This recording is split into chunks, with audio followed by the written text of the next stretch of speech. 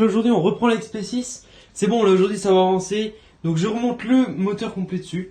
Donc je vais remonter le moteur et je pense que je vais attaquer à peu près tout. Donc montage du moteur, la roue, ça là il n'y a pas de jeu. J'ai vu qu'il y avait du jeu au bras aussi en arrière. Donc ça je vais regarder si je peux régler ça. Si ça se règle pas, pire, je m'en fous complet. C'est ok. Voilà. Donc je vais essayer de régler ça, tout simplement parce que on va les poser dessus.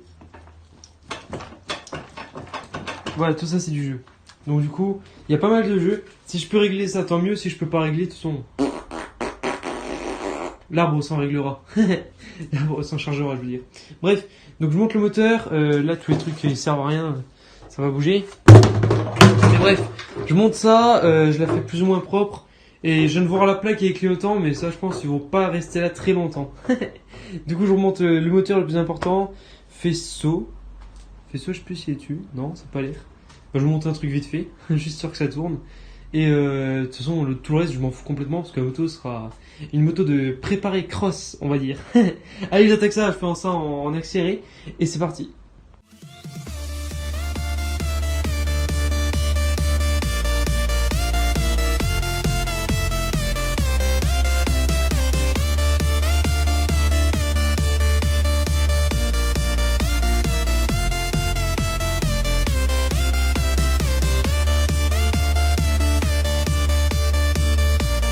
Un XP6 comme vous avez vu dans l'accéléré, donc j'ai pu remonter le moteur, le pot, etc. Juste le pot, j'ai eu un problème. Au départ, je voulais mettre celui-là, parce qu'il était beau et tout, il était noir, une ligne assez propre et tout. Donc je me suis rendu compte après que c'était bidalo, donc je me suis dit que doit pas marcher trop mal. Mais l'inconvénient en fait, c'est que j'ai regardé dans la sortie de pot, et voilà, c'est le jour. Et du coup, en fait, c'est juste un pauvre truc de colle bizarre là qui retient. Donc j'ai pas de quoi souder, la fer est assez fine ici, donc je me suis dit, je vais pas faire ça. J'en avais un deuxième qui traînait, c'était celui-là, mais celui-là il est encore plus louche. C'est-à-dire que rien que la bride pour le mettre, si je mettais juste une seule bride, il passait pas.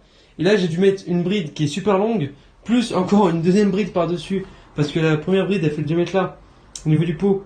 Mais à la fin, elle est super longue, mais elle se rétrécit, elle fait le diamètre là. Donc le diamètre intérieur de la bride. Et donc j'ai dû rajouter encore la bride du cylindre d'origine. Donc c'est une bride, une seule en diamètre, le même diamètre en gros. Je sais pas si on voit, non, je mets trop de pâte à joint. Mais en gros, voilà, c'est la guerre, je vais mettre deux brides, etc. Et là, le pot, il se balade quoi. Mais bon bref, ça me saoule un peu. En plus il est tout bizarre celui-là, il y a un angle de 45 là. Angle de 45, la cartouche, si je le mets naturellement elle sort ici, ça la moitié du cadre.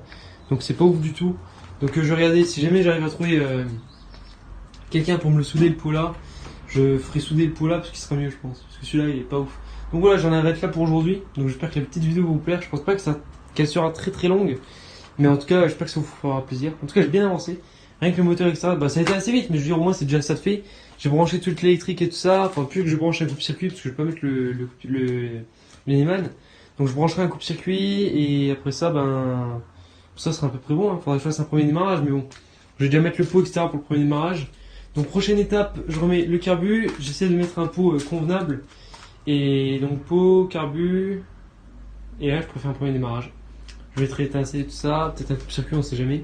Et là, je préfère le premier démarrage. Donc en tout cas, j'espère que la vidéo vous aura plu. Si c'est le cas, n'hésitez pas à vous abonner.